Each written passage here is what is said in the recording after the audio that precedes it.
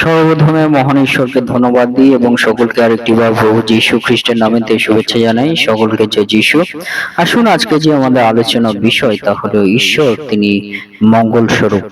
অর্থাৎ আমরা বলতে পারি যারা সদাপ্রভুর উপরে তাদের আশা রাখে এবং যারা তার অন্বেষণ করে তিনি তাদের পক্ষে মঙ্গলময় এবং মঙ্গল স্বরূপ সদাপ্রভু। হালেলুয়া।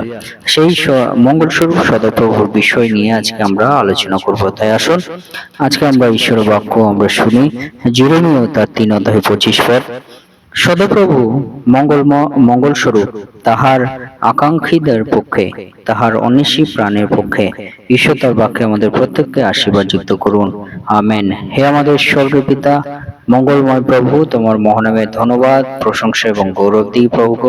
আরেকটিবার তোমার চরণ তলে আমাদের সমস্ত মন প্রাণ প্রভু আত্মা সমর্পিত করি এবং প্রভু তোমার বাক্য যে আজকে এই শোনার সুযোগ করে দিলে প্রভু, তোমার বাক্যের মধ্য দিয়ে আমাদের জীবনকে আবার নতুন রূপ ভাবে তুমি গড়ো এবং তোমার মঙ্গলময়তার মধ্য দিয়ে তুমি চলার সুযোগ দান করো।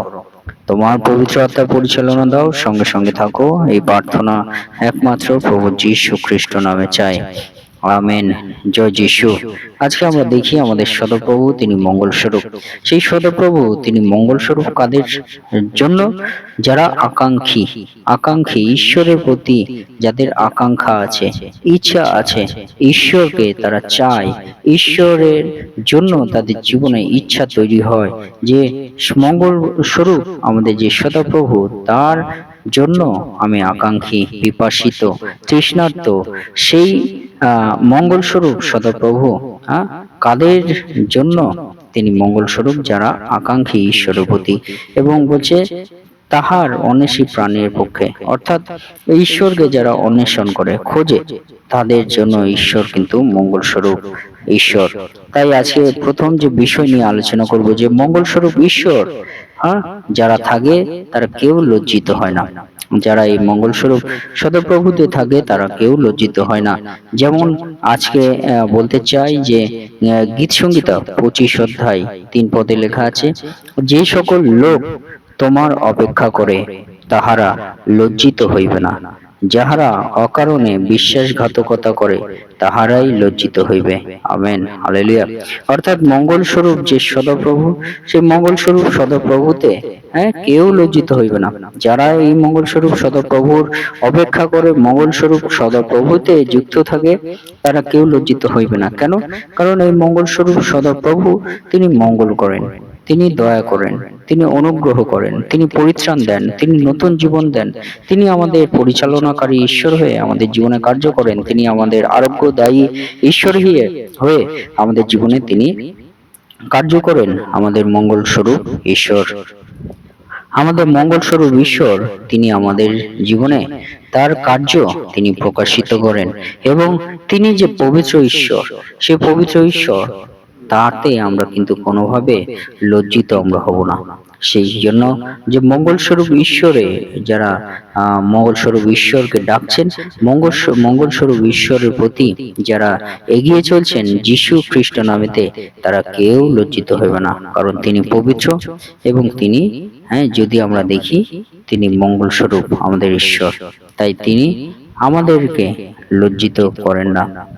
আমরা মনুষ্য অনেক সময় লজ্জিত করে দিই, কিন্তু মঙ্গল স্বরূপ ঈশ্বরে যারা থাকে কেউ লজ্জিত হইবে না। আমেন। যেমন বাক্যে বলে যে যে সকল লোক তোমার অপেক্ষা করে তাহারা লজ্জিত হইবে না, অর্থাৎ যারা সদাপ্রভুর অপেক্ষা করে তারা কেউ লজ্জিত হইবে না। এবং সেই মঙ্গল স্বরূপ ঈশ্বর ঈশ্বর যে মঙ্গলময়, এবং সেই মঙ্গল স্বরূপ ঈশ্বরকে আমরা কিভাবে আমরা বুঝতে পারবো যে তিনি আমাদের মঙ্গল স্বরূপ ঈশ্বর? আমাদেরকে কি করতে হবে? যে আমাদেরকে সদাপ্রভুকে আস্বাদন করতে হবে। তিনি যে আমাদেরকে মঙ্গলময় ঈশ্বর, মঙ্গল স্বরূপ ঈশ্বর, তা বুঝতে আমাদেরকে তাকে আস্বাদন করতে হবে, টেস্ট করতে হবে, তাকে দেখতে হবে যে কেমন তিনি মঙ্গলময়। যেমন বাক্যে বলে গীত সংহিতা 34 অধ্যায় 8 পদ, আস্বাদন করিয়া দেখো সদাপ্রভু মঙ্গলময়, ধন্য সেই ব্যক্তি যে তাহার শরণাপন্ন। আমেন। হালেলুয়া। অর্থাৎ আমরা যদি ঈশ্বর যে মঙ্গল স্বরূপ তা আমরা কিভাবে বুঝতে পারবো? তাকে আস্বাদ করলে, তাকে টেস্ট করলে। যেমন আমরা কোনো কিছু রান্না করলে সেই রান্না আমরা যদি কেমন রান্না হয়েছে তা আমরা জানার জন্য আমাদের যেমন আস্বাদ করতে হয়, টেস্ট করতে হয়, তখন আমরা বুঝতে পারি রান্নাতে ঝাল বেশি হয়েছে কি নুন বেশি হয়েছে কি রান্না সুন্দর রান্না হয়েছে। এইগুলো আমাদেরকে বুঝতে গেলে যেমন টেস্ট করতে হয়, সেই রকম ভাবে সদপ্রভু তিনি মঙ্গল স্বরূপ ঈশ্বর, তাকে আমাদেরকে বুঝতে গেলে কিভাবে আমাদেরকে বুঝতে হবে, তাকে টেস্ট করতে হবে, আস্বাদ করতে হবে, অর্থাৎ সদাপ্রভুতে যুক্ত থেকে সেই সদাপ্রভুকে আস্বাদ করে দেখতে হবে যে তিনি আমাদের কেমন মঙ্গল স্বরূপ ঈশ্বর। আর বলছে ধন্য সেই ব্যক্তি যে তাহার শরণাপন্ন, তারাই হলো আশীর্বাদ প্রাপ্ত ব্যক্তি যারা সদাপ্রভু শরণাপন্ন হয়, তাকে টেস্ট করে আস্বাদ করে দেখে, তখন বুঝতে পারবে যে সদাপ্রভু মঙ্গলময় কি দয়াময় ঈশ্বর। হালেলুয়া। এবং 3 নম্বর বিষয়, মঙ্গল স্বরূপ ঈশ্বর আমাদেরকে দয়া করেন। আমরা যদি সেই মঙ্গল স্বরূপ ঈশ্বরে আমরা থাকি, তাহলে তিনি আমাদেরকে দয়া করেন, তিনি আমাদেরকে দয়া করেন। হালেলুয়া। গীত সংহিতা 86 অধ্যায় 5 পদে বলে, কারণ হে প্রভু তুমি মঙ্গলময় ও ক্ষমাবান, এবং যাহারা তোমাকে ডাকে তুমি সেই সকলের পক্ষে দয়াতে মহান। আমেন। অর্থাৎ আমাদের সদাপ্রভু তিনি মঙ্গলময় এবং ক্ষমাবান, এবং যাহারা সেই সদাপ্রভুকে ডাকে সেই সদাপ্রভু তিনি সেই সকলের পক্ষে দয়াতে মহান। আমেন। অর্থাৎ মঙ্গল স্বরূপ ঈশ্বর তিনি ক্ষমাবান এবং দয়া করেন আমাদের জীবনে, তিনি দয়াতে মহান। যারা তাকে ডাকে ঈশ্বর তাদেরকে দয়া করেন, প্রার্থনা শ্রবণ করেন, তাদের জীবনে ঈশ্বর অনুগ্রহ করুণা করেন। হালেলুয়া। সেটিকভাবে যে মঙ্গল স্বরূপ ঈশ্বর তিনি কিন্তু আমাদের জীবনে কেমন ভাবে মঙ্গল স্বরূপ করেন, তা হলো তিনি দয়াবান ঈশ্বর। হালেলুয়া। তিনি দয়া করে থাকেন, সে মধ্য দিয়ে আমরা বলতে পারি আমাদের ঈশ্বর তিনি মঙ্গল স্বরূপ। মঙ্গল স্বরূপ ঈশ্বর তিনি আমাদেরকে বন্দি দশা হইতে তিনি আমাদেরকে রক্ষা করেন। আমাদের ঈশ্বর তিনি যে মঙ্গলময় মঙ্গল স্বরূপ, তার কিভাবে বুঝবো যে তিনি আমাদেরকে বন্দি দশা হইতে রক্ষা করেন এই জগতে? বন্দি দশা হইতে যদি আমরা দেখি জেরেমিয়া 29 অধ্যায় 14 পদ, সেইখানে আমরা দেখতে পারবো যে আমাদের ঈশ্বর তিনি আমাদেরকে বন্দি দশা হইতে তিনি রক্ষা করেন।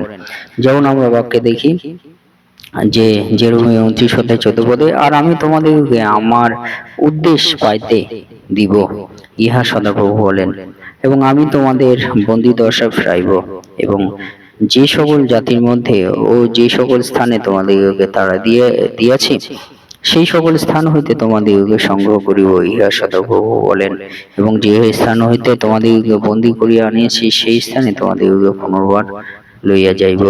আমেন। হালেলুয়া। অর্থাৎ সদাপ্রভু তিনি মঙ্গল স্বরূপ ঈশ্বর, তিনি আমাদেরকে বন্দি দশা হইতে তিনি আমাদেরকে ফিরায় আনেন, রক্ষা করেন। তিনি বন্দি দশা হইতে আমাদেরকে উদ্ধার আমাদেরকে করেন। আমরা যদি দেখি সদাপ্রভু বলছে যে আমি তোমাদেরকে আমার উদ্দেশ্য পাইতে দিব এবং তোমাদেরকে বন্দি দশা হইতে ফিরাইব। আমেন। এবং 5 নম্বর বিষয়, সদাপ্রভু তিনি আমাদের মঙ্গল স্বরূপ ঈশ্বর, এবং সেই মঙ্গল স্বরূপ ঈশ্বর তিনি আমাদেরকে দান করে থাকেন, তা হলো উত্তম দ্রব্য আমাদেরকে দান করে থাকেন। আমরা যদি মঙ্গল স্বরূপ ঈশ্বরে থাকি, তিনি উত্তম দ্রব্য আমাদেরকে দান করে থাকেন। যদি আমরা দেখি মথি 7 অধ্যায় 7 থেকে 11 পদ, সেখানে লেখা আছে, যাচনা করো তোমাদিগকে দেওয়া যাইবে, অন্বেষণ করো পাইবে, দ্বারে আঘাত করো তোমাদের জন্য দ্বার খুলিয়া দেওয়া যাইবে।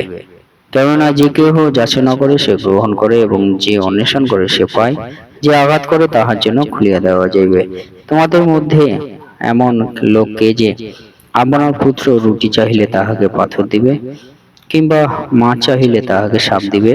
অতএব তোমরা মন্দ হইয়াও যদি তোমাদের সন্তানদিগকে উত্তম উত্তম দ্রব্য দান করিতে জানো, তবে ইহা কত অধিক নিশ্চয় যে তোমাদের স্বর্গস্থ পিতা যাহারা তাহার কাছে যাচনা করে তাহাদিগকে উত্তম উত্তম দ্রব্য দান করিবেন। আমেন। হালেলুয়া। অর্থাৎ সদাপ্রভু তিনি আমাদের মঙ্গলময় ঈশ্বর, মঙ্গল স্বরূপ ঈশ্বর, তিনি উত্তম দ্রব্য আমাদেরকে দান করেন। কিভাবে আমাদেরকে দান করেন? আমরা যদি তার কাছে যাচনা করি তিনি আমাদেরকে দেন, আমরা যদি অন্বেষণ করি তিনি আমাদেরকে পাইতে সাহায্য করেন, দ্বারে আঘাত করলে দ্বার খুলিয়া দেন। এবং বলছে যে গ্রহ যাচনা করে, যে গ্রহ চায় সে পিতাশ্বর থেকে গ্রহণ করে পায়, যে অন্বেষণ করে সে পায়, যে দ্বারে আঘাত করে তাহার জন্য দ্বার খুলিয়া দেওয়া যায়। বলছে তোমাদের মধ্যে এমন লোক কে আছে যে যদি আপনার পুত্র রুটি চাইলে পাথর দিবে কিংবা মাছ চাইলে সাপ দিবে, অতএব তোমার বন্ধু হয়ে যদি তোমাদের সন্তানদিগকে উত্তম উত্তম দ্রব্য দান করিতে জানো, তবে ইহা কত অধিক নিশ্চয় যে তোমাদের স্বর্গস্থ পিতা অর্থাৎ স্বর্গস্থ পিতা তাহার কাছে আমরা যদি কিছু যাচনা করি, তিনি আমাদেরকে উত্তম উত্তম দ্রব্য দান করবেন। হালেলুয়া। সেই মধ্যে দিয়ে আমরা বুঝতে পারি আমাদের সদাপ্রভু তিনি মঙ্গল স্বরূপ, এবং মঙ্গল স্বরূপ ঈশ্বরে যারা থাকে কেউ লজ্জিত হইবে না। মঙ্গল স্বরূপ ঈশ্বর, তাকে আমাদেরকে বুঝতে কি করতে হবে, তাকে আস্বাদ করতে হবে। মঙ্গল স্বরূপ ঈশ্বর তিনি আমাদেরকে দয়া করেন। মঙ্গল স্বরূপ ঈশ্বর তিনি আমাদেরকে বন্দী দশা হইতে মুক্ত করেন। মঙ্গল স্বরূপ ঈশ্বর, এবং সেই মঙ্গল স্বরূপ ঈশ্বর আমাদেরকে উত্তম দ্রব্য দান করেন। তাই আসুন আমরা আমাদের সেই সদাপ্রভু যিনি মঙ্গল স্বরূপ, তাতে আমরা বিশ্বাস করি, সমস্ত ভার তার হস্তে আমরা সমর্পিত করি, এবং তিনি আমাদেরকে মঙ্গলময় ঈশ্বর হয়ে, মঙ্গল স্বরূপ ঈশ্বর হয়ে আমাদের জীবনে তিনি দয়া করুণা এবং পরিচালনা দান করবেন একদম আমাদের সেই স্বর্গীয় জীবন পর্যন্ত। ঈশ্বর তার বাক্যে আমাদের প্রত্যেককে আশীর্বাদ যুক্ত করুন। আমেন। জয় যিশু, জয় যিশু।